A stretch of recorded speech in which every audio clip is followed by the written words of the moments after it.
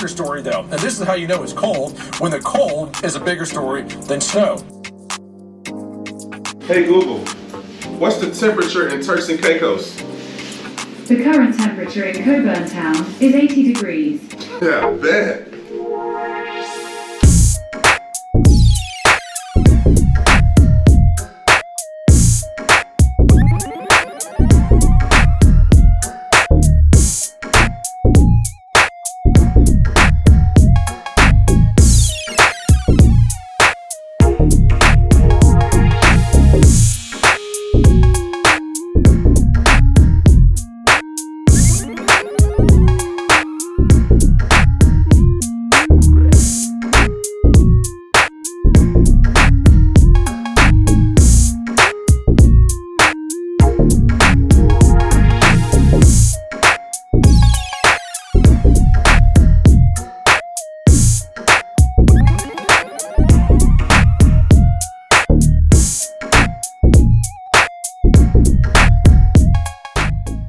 Welcome to Grand Turk.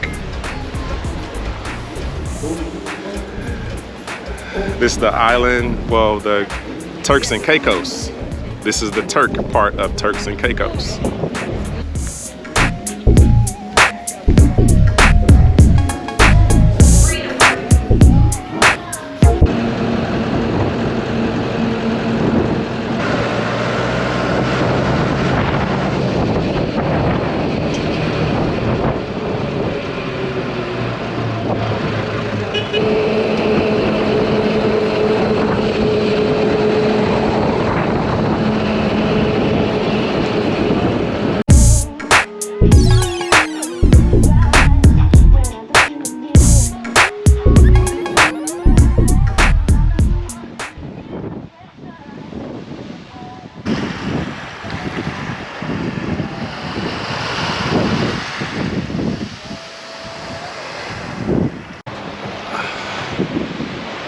This is a beach on Grand Turk.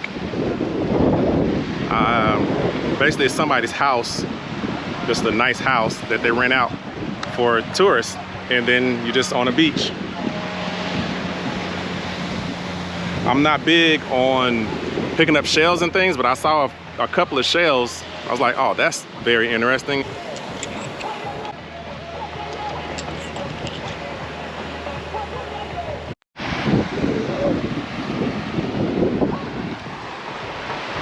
That's Coburn Town down there.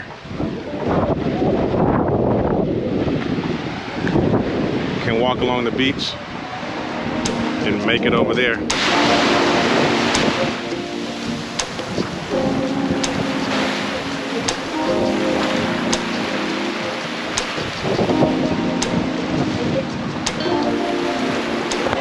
Okay, so the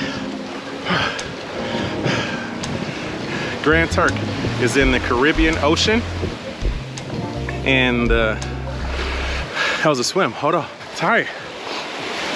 The island is 7.5 miles long and 2 miles wide, so it's not that big. It's under British rule, so they drive on the wrong side of the road. Not the wrong side, but the other side of the road.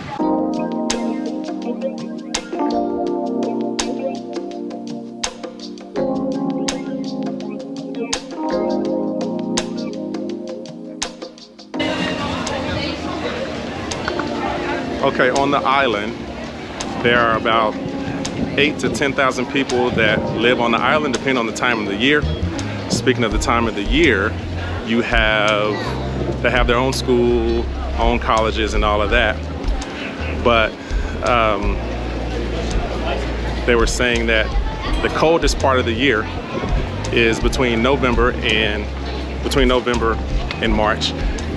And they said the coldest they get is about 60 degrees. That's the coldest. And then after March, then it's just too hot. They said it just gets really, really hot. So of course, this is November. Things are starting to cool down a little bit. I don't know what the temperature is right now, but it feels really good. This feels a lot better than what I left, 32 degrees back in Oklahoma City.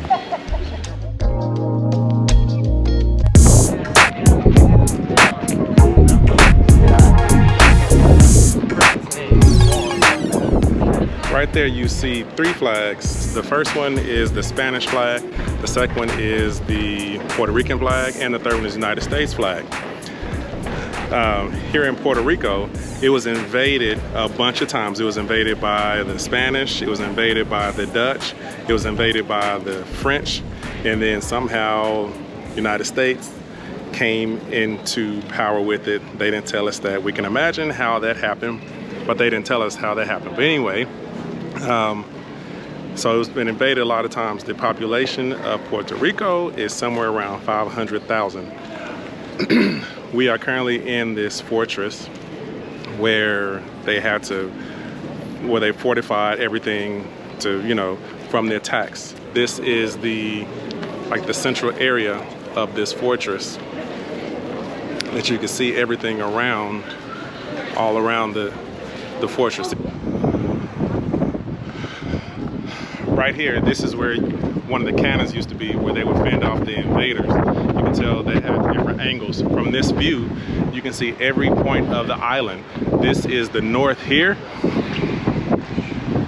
You can see the west side over there. The south side is over here.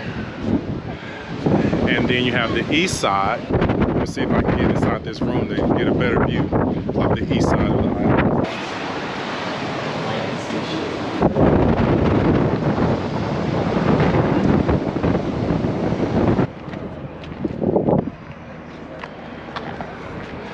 These are actual cannonballs.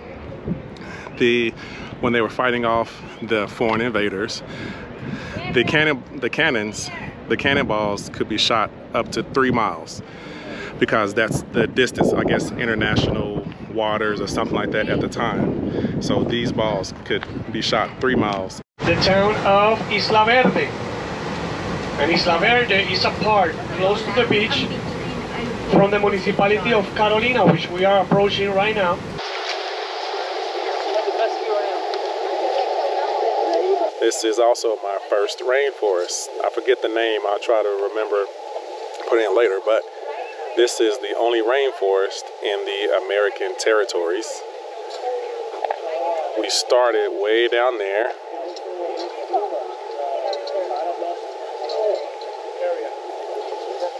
Way down there, and then came up here, and the tour guide said that it could rain at any time.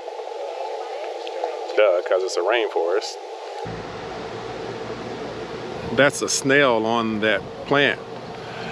This rainforest is home to over 1,000 different species of animals and wildlife, 100 different species of orchids, plants, and something like over 150 species of trees in different plant life. Like most places, when you come to a tourist destination, this is what you see from the video as I put a photo up.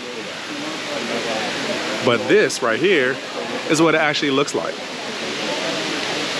All the tourists.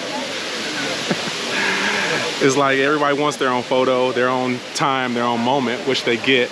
But you're never here by yourself.